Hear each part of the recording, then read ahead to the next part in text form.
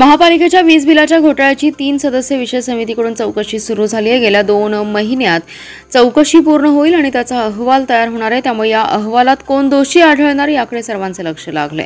महापालिकेत सुरुवातीला 1,29,00,000 रुपयांचा वीज बिलाचा घोटाळा समोर आला। त्यानंतर महापालिकेकडून वीज बिलांचे लेखापरीक्षण करण्यात आलं।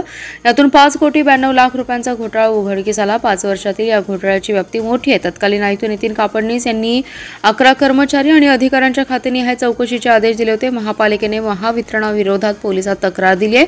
नागरिक जागृती मंचचे सतीश साखळकर, सामाजिक कार्यकर्ते वेद बर्वे, जिल्हा संघर्ष समितीचे तानाजी रुईकर यांच्यासह काहींनी वीज बिल घोटाळ्याच्या चौकशीसाठी लोकायुक्तांकडे तक्रार केली होती।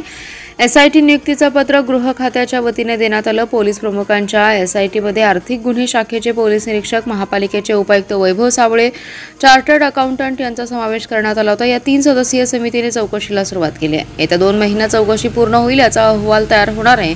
या अहवालात कोण दोषी आढळणार, वसुली कोणाची लागणार याकडे सर्वांचे लक्ष लागले आहे।